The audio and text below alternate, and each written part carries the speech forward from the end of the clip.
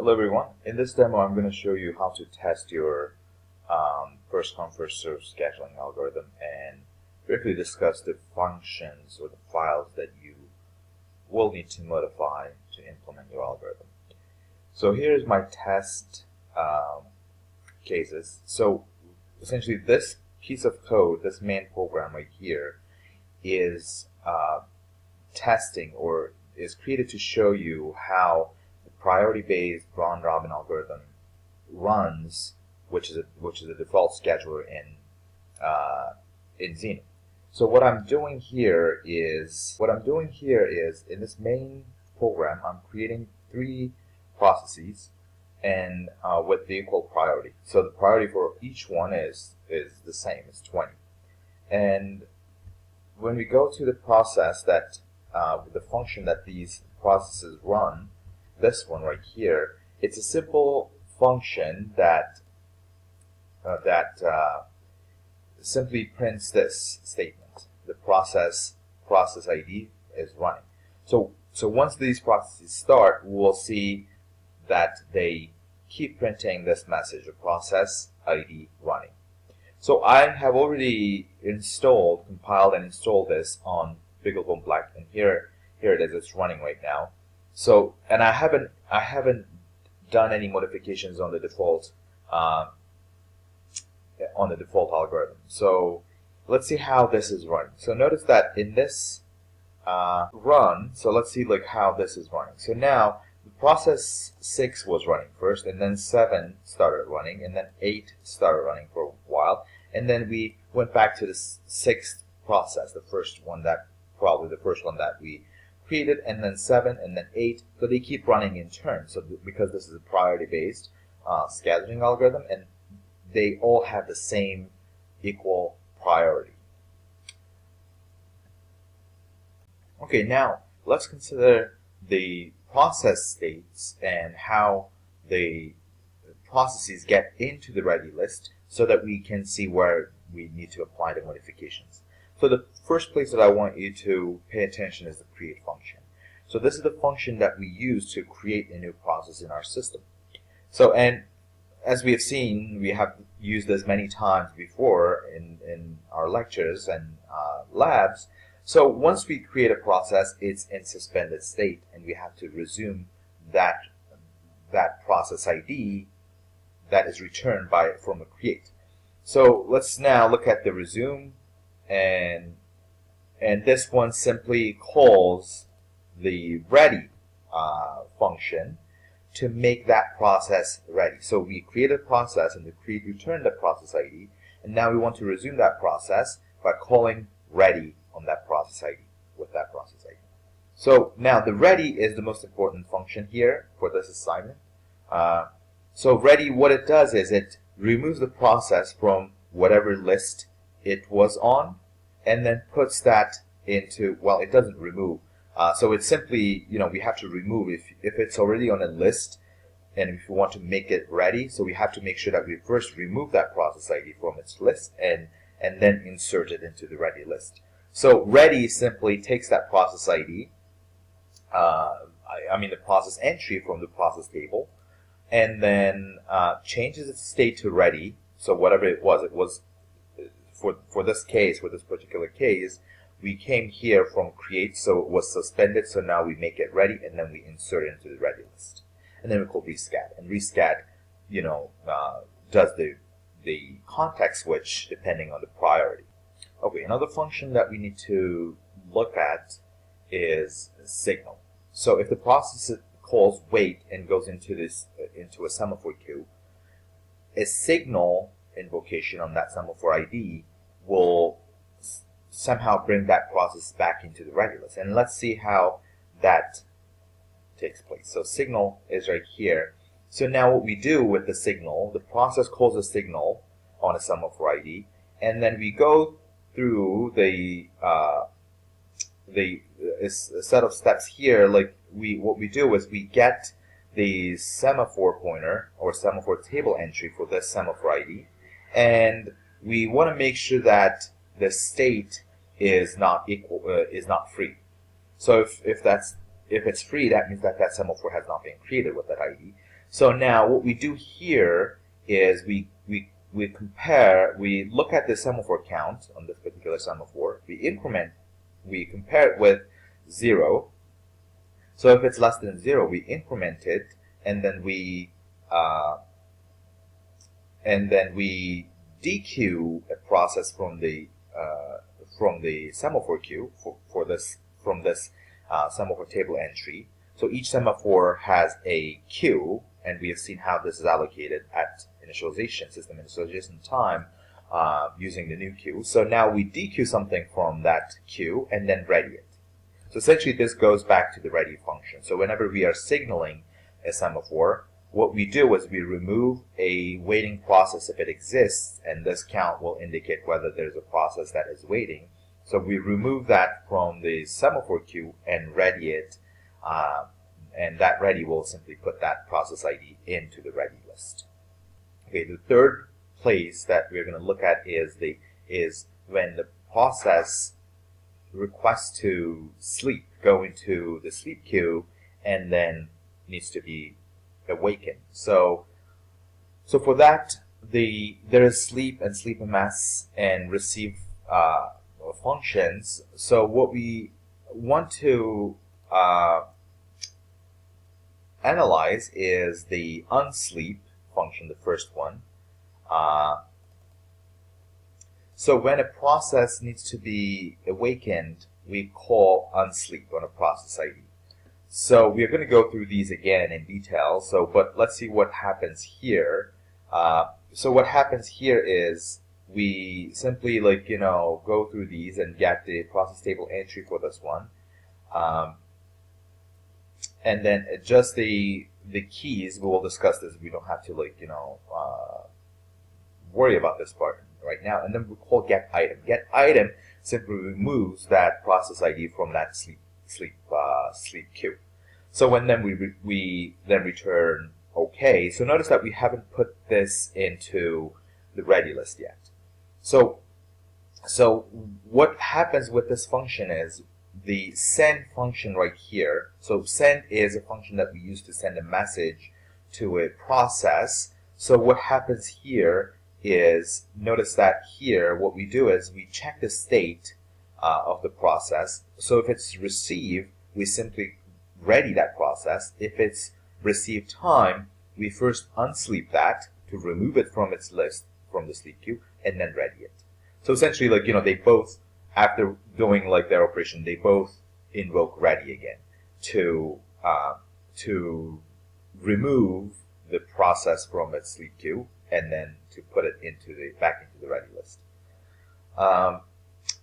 And then finally, there is another one that is called wake up. So in this case, notice that in a while loop, we simply go through the sleep queue and one by one, if it's time for that process to be awakened, we dequeue it from the sleep queue and then ready it. So this wake up is invoked from the clock handler right here. We also we briefly discussed this when we were going through the clock handler. So we check the sleep queue and decide if it's time for some of the processes in the sleep queue to be awakened. If that's the case, we simply call wake up. And wake up will go through the sleep queue and then put those into the ready list. So what I'm trying to say here is all of these operations somehow go through the ready function.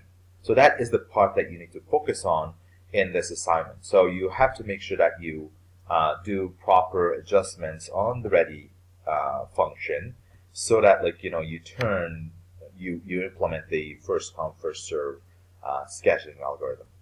So so the first one is the ready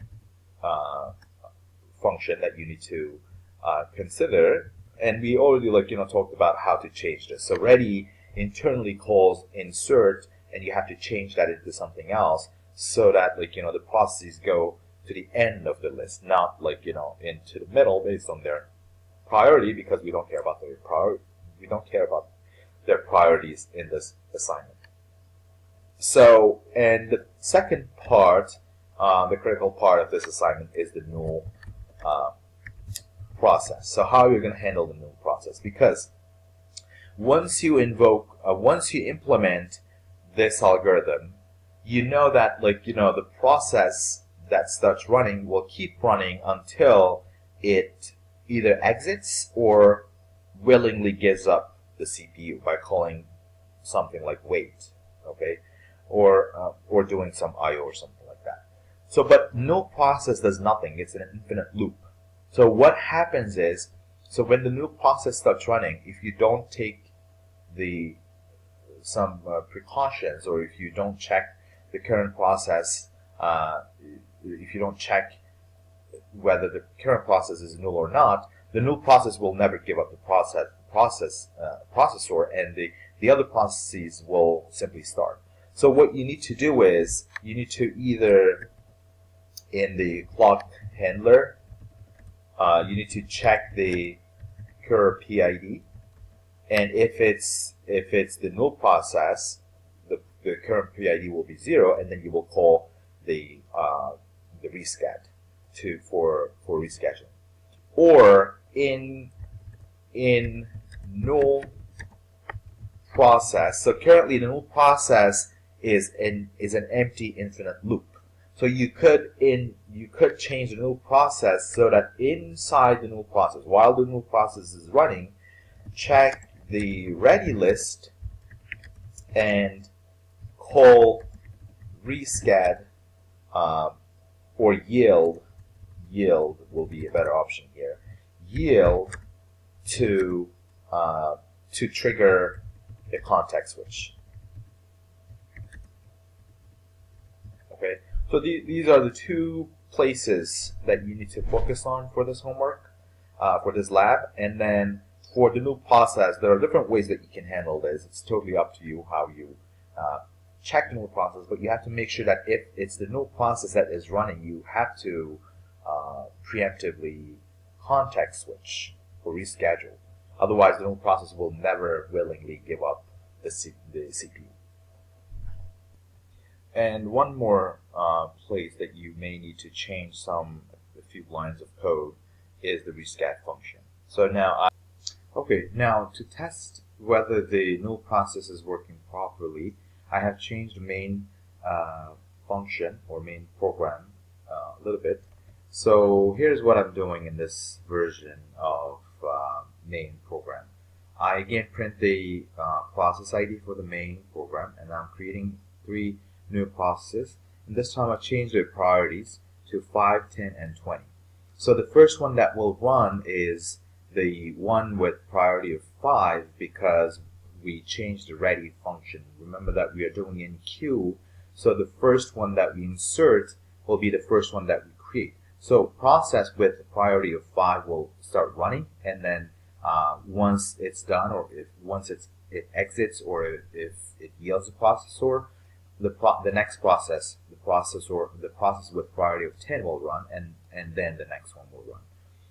So now let's look at the functions that these processes will run. So in this case, what I'm doing here is, again, I'm printing the process ID, and then one more thing. I have this flag, I check that flag. If it's false, I simply sleep for 15 seconds.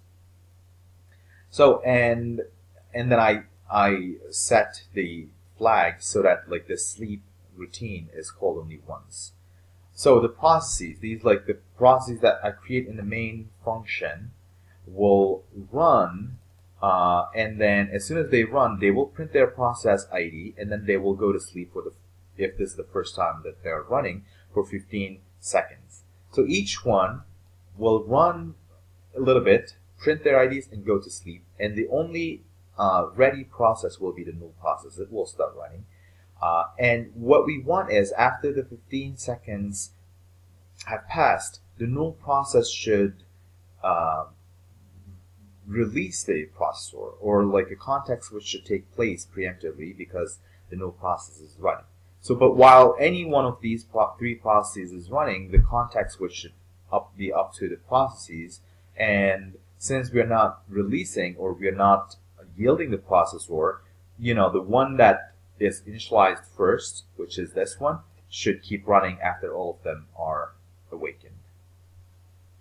Well, actually, I think they will be awakened, but they will never run. The second two processes will never run, because as soon as the first process, even though it has a lower priority, as soon as it starts running again, it will never release the CPU anymore, because we call the sleep only once. So I compiled this and I loaded, and I'm going to call boot M to see how this version of Xeno works. Okay, so now process 0 started running, and after 15 seconds we should see that the other three processes start running again.